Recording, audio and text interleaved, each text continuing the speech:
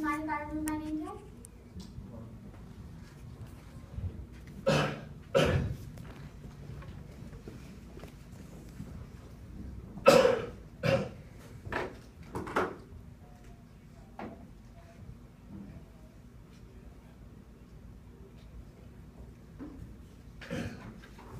If everybody's ready, timer. Mr. Bird was happy. I love my house, I love my nest, in all the world my nest is the best. Mrs. Bird came out of the nest. That nest is not the best. I'm tired of this old place. I hate it. I want to go look for a new place right now. So they left the old place to look for a new one. What's the difference between Mr. Bird and Mrs. Bird? Mr. Bird is content and Mrs. Bird is discontent. The topic that we will be discovering today is that of contentment, being satisfied with what God has given you. We will begin by looking at the story, The Best Nest, by P.D. Eastman. They flew into the church with the big bell. I like this place. This is the place to build our nest. I want to stay here forever. Mr. Bird was happy too. I love my house, I love my nest, in all the world my nest is the best. However, he did not see Mr. Parker coming down the road. Every day, Mr. Parker came to the church to ring a big bell. Boom, boom, boom, boom, boom. Mrs. Bird flew out of there as fast as she could. Where is Mrs. Bird? I will look for her until I find her. Mr. Bird looked high, and Mr. Bird looked low. It was getting dark, and Mr. Bird could not see. I'm never gonna find Mrs. Crash! Mr. Bird bumped into something. It's that old house that Mrs. Bird hated so much. I'll go inside. Mr. Bird went inside, and there was Mrs. Bird. You? Here? I thought you hated this nest. I used to hate it, but a bird can change her mind.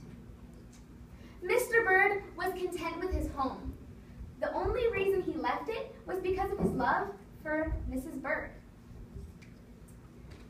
He was content with what he had, but he was also content with leaving it.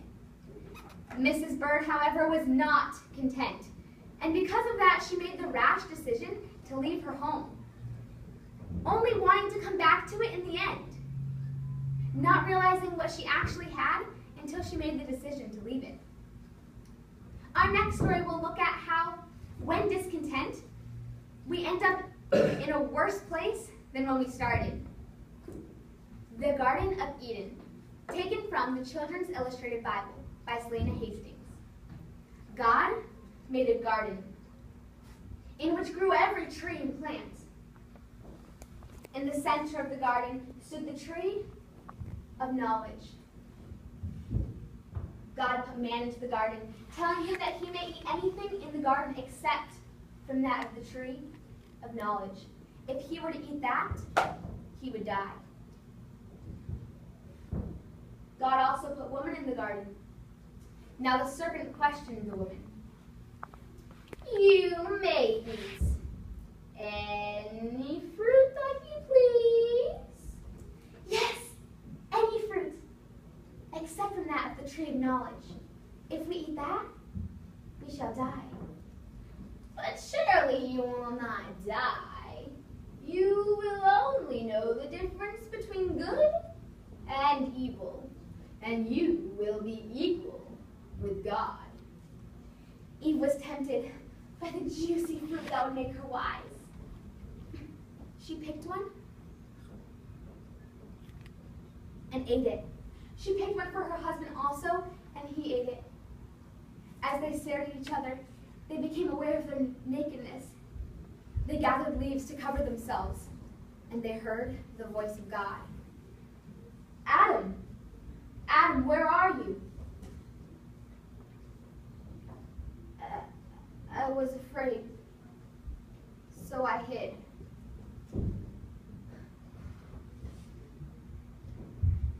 If you were afraid, I know you ate from the tree of which I told you not to eat.